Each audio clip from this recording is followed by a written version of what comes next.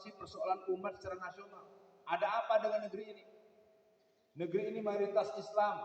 Kemarin 10.000 orang yang punya hak pergi haji tidak bisa berangkat. Dan uang 1,5 triliun uang haji yang sudah lunas tidak ada, akibatnya kita tidak bisa berangkat karena uangnya belum bayar. Maka negosiasi pihak Indonesia kepada pemerintah Arab Saudi agar Indonesia itu mengizinkan Arab Saudi mengizinkan masyarakat kami pergi haji dulu, bayarnya nanti. Padahal masyarakat sudah lunas. Sekarang nih Bapak nih, saya ajak nih rekreasi nih. Kita mau pergi kemana nih? Mau pergi ke Bali, dari Lombok, Raja Ampat. Bapak udah bayar masing-masing 20 juta ke saya. Uangnya saya pakai buat macam-macam yang lain. Ketika mau berangkat, saya bilang sama pengelola hotel di Bali, Mas, bayar hotelnya nanti aja ya, 3,5 tahun lagi. Ono kapal penyeberangan ke Raja Ampat di Irian, nanti bayar kapal ininya nanti saya bayar lagi 4 tahun yang akan datang. Kira-kira yang punya hotel sama yang punya kapal mau nggak? Nggak mau. Nah ini yang terjadi dengan negeri kita. Sementara masyarakatnya sudah bayar, nunggunya bertahun-tahun, ketika akan berangkat uangnya tidak ada. Bukan dijadikan solusi, tetapi orang yang mengatakan perihal ini yang dipersoalkan ke polisi. Jadi begitu-begitu terus cara bermainnya, negeri ini dikelola oleh para penjahat, bermental jahat, otaknya otak Pak Ogah, cepet dulu dong. Ya, itu yang terjadi. Jadi yang pertama tadi adalah sosialisasi situasi persoalan umat. Ini mungkin bagian yang perlu kita lakukan dengan multimedia, multimetode, multistrategi. Keadaan kita sangat mengerikan. Sampai hari ini 3.000 orang dalam penjara belum ada yang menyelesaikan. Sampai hari ini penyiksaan yang dialami oleh para ulama dan santri terhadap peristiwa yang terjadi di Bawaslu tanggal 21 sampai 23 tidak pernah ada yang menyoal. Katanya ada HAM, ada Komnas HAM. Mana? Ternyata Komnas HAM tidak berlaku kalau umat Islam yang sedang mengalami cerita-cerita HAM, hak asasi manusia, pelanggaran HAM tidak berlaku kalau yang mengalami umat Islam. Dan ini pun bagian dari kita semua, jangan minta tolong pada musuh. Ini watak yang menurut saya tidak bisa kita pahami. Bagaimana kita mau memenangkan peperangan, sementara dalam peperangan itu kita minta tolong sama musuh. Musuh-musuh kita, ya orang-orang kafir, orang-orang munafik, orang-orang yang memang dia tidak suka dengan Islam. Makanya kita heran, sekarang banyak orang mengiklan-iklankan tentang hidup Islami. Misalnya, adanya pembentukan Provinsi Minangkabau bersyariah. Tapi saya lihat yang mengiklankannya kelompok-kelompok JIL, kelompok-kelompok Ade Armando. Coba Bapak bisa bayangkan, orang akan mensosialisasikan kemuliaan syariat Islam, tapi yang mensosialisasikan orang-orang yang diduga dan diketahui orang-orang yang benci kepada Islam. Ini kira-kira ada persoalan? Iya. Dan saya amati di masyarakat kita tidak dipersoalkan, padahal ini masalah. Saya lihat beberapa video yang dikeluarkan oleh sebuah satuan komunitas yang sebenarnya mereka kelompok pendukung LGBT. Nah untuk LGBT bapak-bapak, ibu-ibu yang mungkin belum tahu ya, LGBT itu tahapannya 3. Ketika orang suka dengan lawan jenis, maka terjadilah laki-laki suka dengan laki-laki, perempuan dengan perempuan. Laki-laki dengan laki-laki namanya apa? Homoseks. Perempuan dengan perempuan namanya apa? Oke. Setelah laki-laki dengan laki-laki, perempuan dengan perempuan, nanti akan terjadi manusia dengan binatang. Sudah ada belum? Sudah. 8 bulan yang lalu pengurus sebuah partai, yang semua tahulah partai itu partai yang mana itu, partai si bocah-bocah itu. Pengurus pusatnya menikah dengan seekor anjing. Ya. Yang di Gresik 2 bulan lalu, ini yang memalukan. Pernikahan seorang pemuda 44 tahun dengan seekor kambing disaksikan oleh Ketua MUI Gresik, disaksikan oleh anggota DPRD Gresik.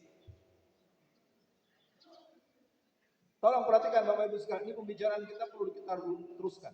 Kalau manusia laki suka dengan laki, perempuan dengan perempuan, nanti manusia suka dengan binatang, setelah itu nanti ayah akan suka dengan putrinya, ibu akan suka dengan putranya. Itu kalau mau tahu, itu yang disebut dengan hikmatut tasbih. Kenapa ketika Rasulullah bersabda, wahai umat, kalau anakmu sudah berumur 10 tahun, pastikan dia sudah mulai terbiasa dengan sholat. Kalau umur 7 tahun, ajak dia untuk sholat. Dan kalau 10 tahun, pastikan dia sudah tertib sholatnya. Kalau dia malas, maka berikanlah hukuman atau pukulan yang mendidik. Satu lagi, pisahkan tempat tidur anak laki-laki dan perempuan. Maaf ya Bu, kadang-kadang saya kalau lagi bertandang atau silaturahmi ke suku, aduh kok anak-anaknya sekamar laki perempuan tuh, yang satu udah SMA, yang satu udah SMP, yang satu sudah mens, yang satu sudah mimpi. Pasti alasannya Ustadz kami nggak punya rumah, ruang kami tidak cukup untuk menampung. Nah itu saya tidak punya solusi sementara. Tapi hukumnya adalah jangan pernah laki-laki dan perempuan yang sudah punya hukum balik, sudah punya hukum syariat, dia sekamar. Nah, sekali lagi itu yang kedua. Yang kedua adalah kaderisasi. Kaderisasi ini sebuah pendidikan sadar untuk melahirkan orang dengan kemampuan tertentu. Apakah kemampuan menjadi orang yang berpengetahuan yang mendalam? Apakah kemampuan yang berhubungan dengan keberanian yang terlatih? Hari ini kita terus terang. Saya hampir di semua masjid jarang melihat khotib yang umurnya 17 tahun. Padahal dulu tahun 1984 Bu, saya umur 17 tahun sudah khotib Jumat. Teman-teman saya bisa jadi imam yang bacaan lebih bagus dari saya akui. Sekarang imamnya sudah tua, khotibnya sudah tua. Kapan ada acara di masjid yang membawa acaranya anak-anak? Ternyata mereka kalau di televisi bisa, karena honor 200 juta. Ya, kalau acara-acara profesional di stasiun-stasiun televisi seperti Helmi Yahya, Tontowi Yahya dan yang lain itu 200 juta Bu sekali tayang.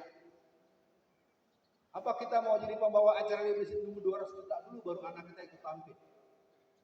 Mohon maaf, saya katakan ini sebagai bentuk sindiran tajam. Masjid-masjid banyak kehilangan suasana. Namanya acara di masjid Bu, yo kalau ada acara ada announcernya, ada MC-nya. MC-nya yang inilah anak semester 8, yang masih ganteng, yang gagah, salamnya bagus, ya anak pesantren. Sekarang kalau anak pesantren kalau udah pulang duduk di pojok masjid, sibuk main game di pojok kamar. Halo, betul apa betul? Memang begitu, anak kita bacaannya fasih, hafalannya banyak, bukan 34 juz, 30 juz hafalannya. Tapi kalau sudah di rumah, tidak ada urusan dengan agamanya. Di pojok main game, gojekan saja dengan keluarganya. Harusnya kan kalau di rumah dia bergabung dengan masjid. Dan pengurus masjid tahu, oh ini anaknya bapak ini sudah mahasiswa, hafalnya 30 juz, kamu jadi imam. Imamnya anak yatim. Saya sering komplain, siapa imamnya? Kita imamnya 30 orang Pak. Satu orang 6 juta per bulan. 6 kali 30 sekian. Siapa? Anak tahfiz yatim. Nah, anak bapak mana? Kenapa Hafiz anak yatim yang suruh maju ke depan? Anak antum mana yang jadi imam? Anak antum mana jadi imam? Terus terang ya, saya bicara gini emosi sekali. Kita nih mesti dibangun Ustaz. Mesti dibangun 39 miliar. Masih 39 miliar. Menaranya 790 juta menaranya. Lalu imamnya hafal Quran, tapi dari pondok pesantren Hafiz yatim. Lah anak ibu mana yang jadi imam? Anak bapak? Kenapa anak yatim yang dibangga-banggain jadi imam? Anak antum? Saya ngomong begini, saya bicara gini Bapak Ibu sekalian, saya lihat rata. Di mana-mana kita hanya membangga-banggakan masjid kita bagus, imamnya bacaannya bagus, hafal 30 juz, tapi anak orang lain. Coba Bapak yang bicara, itu anak ketua DKM, itu anak sekretaris, ini ponakannya bendahara, itu anak ustazah, jadi imam. Ini mungkin perlu jadi renungan ke depan bahwa kita umat Islam harus sampai pada sebuah kaderisasi. Yang paling berat itu kaderisasi bidang bisnis. Kalau di Lipo dulu ada ayah kakeknya yang kumnya namanya Mukhtar Yadi. Mukhtar Yadi itu usianya 96 tahun. Anak Mukhtar Yadi namanya James Riyadi, sebaya saya tua dia sedikit. Anaknya James Riyadi namanya Mekar Riyadi. Sekarang kalau kita lihat ada sebuah bisnis apapun di negeri ini, terutama kaum pribumi muslim, kalau ayah ibunya terkenal, anaknya tukang ngabisin. Ya, kerjanya ngambil uang buat pulsa, uang buat jalan-jalan, uang buat ini, uang buat ini. Kalaupun dia mimpin, dia kehilangan elan seni berbisnis. Dia kehilangan karena dia lahir di nampan emas. Saya menghimbau ini bukan sedang menyerang atau menuding-nuding. Tolong direnungkan. Kalau bapak-bapak, ibu-ibu yang sekarang punya unit bisnis, ayo anak-anak dipersiapkan, bukan sekedar oh nanti ini kamu yang ngurus. Udah tahu orang bilang anak ibu yang ngurus, anak bapak yang ngurus. Tapi ajak dia untuk memahami mental bisnis, seni berbisnis, akhlak berbisnis. Beda ya, dulu waktu bapaknya yang punya sopan banget, sering nyumbang, kita disenyumin. Sekarang anaknya ketus, itu kan? Ini terus terang ini dialami oleh kaum pribumi. Kita lihat, kalau kita main ke Lawean, kita main ke mana, kan banyak penampakan tempat pengusaha-pengusaha batik terkenal kan? Tahun 50 kan? Tahun 40 kan? Tahun 60. Sekarang mana? Karena tidak terjadi regenerasi yang diedukasi. Tidak ada regenerasi yang dibuat perlawanan dengan cara sedemikian rupa memahami persaingan bisnis di eksternal dan meningkatkan kualitas internal dan membangun pasar tradisional. Nah, wilayah-wilayah inilah yang sangat lemah di internal kita kaum muslimin, sehingga jangan salahkan kita punya pasar kalah dengan retail, toko-toko ya yang sudah sangat dikenal di tiap pojok ada. Riset resmi mengatakan keberadaan pusat perbelanjaan yang kita miliki, tahu namanya ya? Halo, namanya tahu kan? Itu mematikan 12 warung Pak Haji. Makanya di Padang, di Sumatera Barat itu tidak ada Indomaret dan Alfamart. Kenapa? Karena ada kebijakan politik antara gubernur, wali kota dan bupati, anggota DPR-nya semua kompak. Dengan ini kami Sumatera Barat tidak membolehkan keberadaan Indomaret dan Alfamart. Tok. Sekarang mereka setiap bulan bisa nyumbang gereja 3 miliar. Karena kan kita ada uang belanja, Pak, ini kembalinya 40 rupiah. Pak, sisa belanja 78 rupiah. Bapak akan minta uang 78 rupiah? Kan enggak. 78 rupiah Bapak sendiri. Kalau 100 orang, kalau 1000 orang kan 78 ribu satu hari. Sementara ada 10 ribu outlet. Jadi satu bulan itu rata-rata 3 miliar untuk disumbangkan ke gereja-gereja. Umat Islamnya begitu, kalau diomongin begini bukan sama-sama koreksi diri, malah marahin sama yang ceramah. Kebiasaan kita begitu. Sopo sih suruh bicara gitu. Kalau jadi ustadz yang sopan. Ustadz kurang sopan, Pak. Ya, mari kita dijajah terus-menerus. Mari kita susah terus-menerus. Ya. Karena kita ingat nggak dulu Ajinomoto. Ketika Ajinomoto di zaman presiden kita Pak Gus Dur, itu dijemputlah Ajinomoto mengandung kadar babi. Halo, sempat denger nggak? Sempat ingat nggak? Yang ngangguk cuma 2 orang, yang lain bingung. Ya. Ketika Ajinomoto di tengah rai ada mengandung unsur babi, lalu diumumkan oleh pihak POM, BP POM, maka dalam berapa hari saja mereka sudah rugi sekian miliar. Ada mereka mendatangi Pak Gus Dur sambil menangis-nangis dan minta. Ya, Pak Gus Dur bilang, kalian buktikan bahwa nggak ada unsur babinya. Walau alam saya tidak bisa membela atau mendukung, tapi paling tidak suasananya umat Islam itu sebenarnya punya kekuatan kalau dia punya sikap kolektif yang sedemikian rupa. Nah, yang kedua sudah saya sampaikan, yang ketiga adalah sinergi potensi umat. Sinergi potensi ini mungkin bagian yang mesti dilakukan, bagaimana caranya. Saya tidak bisa membaca dengan cukup tenang, karena kita sering acara kita ini menjadi tidak sukses. Kadang-kadang bukan karena kekuatan musuh, tapi karena kedengkian salah satu teman atau beberapa pihak. Pokoknya masjid nggak boleh dipakai, langsung digembok. Kalau kita pelajari ternyata yang dilarang orang Islam, yang melarang orang Islam juga. Sinergi ini adalah proses at-ta'awun, saling menguatkan, saling membela, saling membesarkan, saling mengorangkan. Nah, yang berikutnya yang keempat adalah distribusi dan promosi.